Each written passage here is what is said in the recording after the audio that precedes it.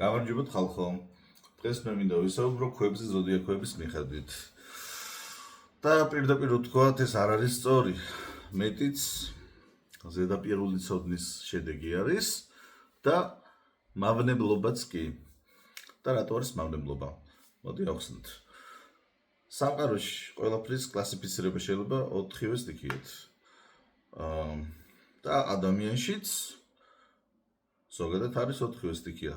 იშვიათი გამონაკლისების გარდა ვიღაცებს აქვთ ხოლმე რაღაც დანაკლისი, დაახლოებით ჩემ პრაქტიკაში დაახლოებით 10%-ს ქონია ეს რაღაცა სტიქია, რომ საერთოდ 0-ზე აქვს. და ვის რამდენი გვაქვს ეს სტიქია, ეგ რომ გავიგოთ, უნდა გავაკეთოთ ჩვენი ასტროლოგიური პირადი რუკა, სადაც წერია, სად რამდენი რა გვაქვს, რამდენი პროცენტი გვაქვს ცეცხლი, რამდენი პროცენტი გვაქვს ჰაერი, რამდენი წყალი, რამდენი მიწა. ხო და ადამიანმა რომ სრულყოფილად იფუნქციონიროს და ესე ვთქვათ, ხარვეზიანი ცხოვრებით არ ცხოვრობდეს, თუ რაღაცა პრობლემატური ესე ვთქვათ. მაგალითად, თუ ვიღაცას რაღაცას ეშინია გამბედაობა არ ყოფნის ან რაღაცაცა და ესეთი გაუბედავ ადამიანს დრაივი აკლია ცხოვრებაში, მოძრაობის რაღაცა ცეცხლი აკლია, ესე იგი შესაბამისად. თუ ადამიანის რავი გონება ნელა მუშაობს ან მაინც გონება გამჭრიახად ვერ თulis საკუთარ თავს ან რაღაცა ასეთი ან კომუნიკაციული პრობლემები აქვს და მოკლედ გონებრივი მენტალური არ არის ძალიან ესეთი სუპერ ჭკვიანი ადამიანი როგორც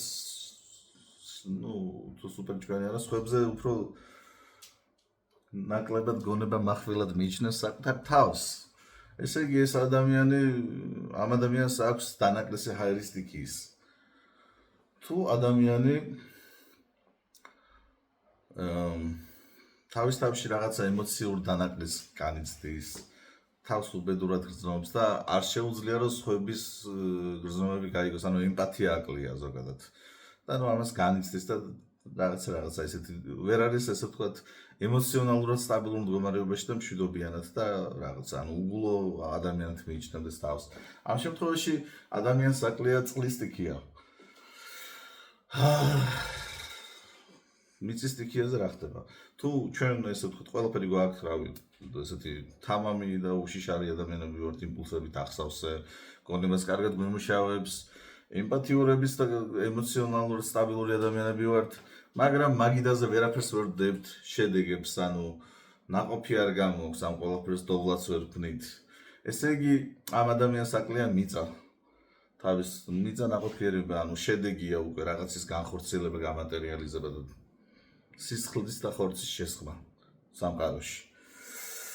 ხო, ესე იგი მიწა აკლია, თუ ყველაფერი არ შეუძლია ნაყოფის დადება. ხო, ესე იგი, სრულყოფილად რო იფუნქციონიროს ადამიანმა 4-ვე სტიქია ჭირდება, ბუნებრივია, ხო? და იშვიათი გამონაკლისები არიან, ვისაც საერთოდ 0-ზე აქვს ხოლმე რაღაცა სტიქია. თუ 0-ზე არის, ესე იგი ძალიან პრობლემატურია რაღაცა საკითხი და კომპენსირება უნდა მოახდინოთ ამის.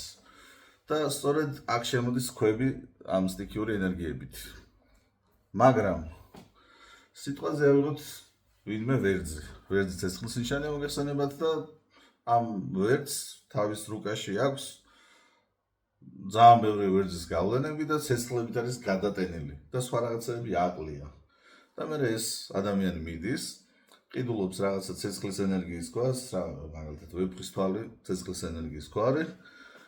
უთხრეს რომ ეს არის ვერძის ქვა, ჩემო ბატონო და აჰა შენო და ეს ცეცხლით დატვირთული ადამიანი აიღებს ამ ვეფხვის თვალს და კიდე ცეცხლის ენერგია დაემატება და სადაც იყო იქ შეიძლება აფეთქდეს რაღაცა ბომბივით. ეხლა პირდაპირ მნიშვნელობით არა, მაგრამ ზედმეტად აგრესიული გახდება, ზედმეტად იმპულსური, ანუ ვერაფერს გაიფიქრებს და გააკონტროლებს, სულ რაღაცა ხანიქით გადავარდებ, ხანახით გადმოვარდებ, თავით გაამტრევს ყველაფერს.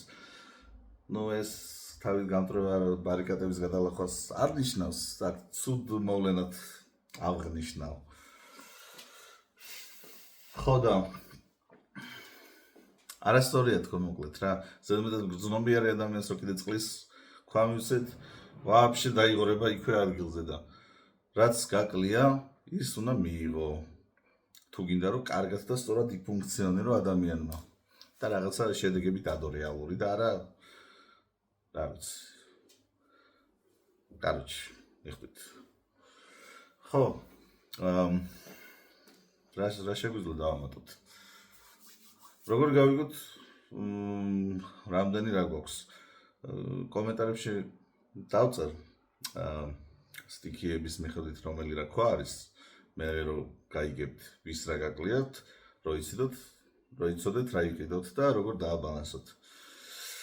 ხო, შევდივართ, რა ვიცი, პირობითად AstroSeek com-ზე, ალბათ ლინკსაც ჩავაგდებ სადმე.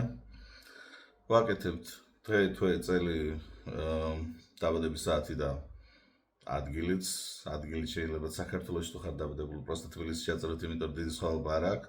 თბილისში დაიბადა ქუთაისში, გორში თუ რა ვიცი, ბათუმში. არ აქვს მაგას მნიშვნელობა, იმიტომ რომ სათოზოლი ერთი გვაქვს საქართველოში და დიდი სხვაობა არ არის. თავარია დაბადების საათი იცოდეთ სწორად, მაგას ძალიან დიდი მნიშვნელობა აქვს და პრობლემატური იქნება, ეგრო არასწორად გააკეთოთ. შეიძლება შედეგებში რაღაც არასწორად გამოითვალოს პროგრამებმა, რომ აი ეს ტიქი ამდენი გაქვს, იმდენი გაქვს და არასწორი იყოს ეს ყველაფერი. ეგ ცუდი არის. ამიტომ რაც შეიძლება სწორად უნდა გაიგოთ თქვენი დაბადების საათი და მაგის მიხედვით მიიღოთ რაღაცა ცოდნები და გაწყვეტილებები. ხო, რო გააკეთებთ თქვენ რუკას, იქვე იქნება რაღაცა ის დომინანტის ტიქიები ან ნიშანი ან პლანეტა რაღაცა. მაგას გაიგოთ, მარტივად თუ ვერ გაიგებს ვერავინ, შეგიძლიათ მომწეროთ მე პირადად და დაგეხმარებით 2 წუთის საქმეა ნაკლებიც დაჟე. ამ სტიქიების დანაკლისს რო გავიგებთ, მაგის შემდეგ მივდივართ სადმე რა მინერალების მაღაზიაში, ყიდულობთ და ვატარებთ რაც შეიძლება ახლოს ვიღაცას შეიძლება პატარა ბურთების სამაჯური ან რაღაცა გაიგეთოს, შეიძლება რაღაც ამხელა ქონდეს და ჩანთაში ჩაიგდოს, ვიღაცამ საფულეში ჩაიდოს უფრო პატარა.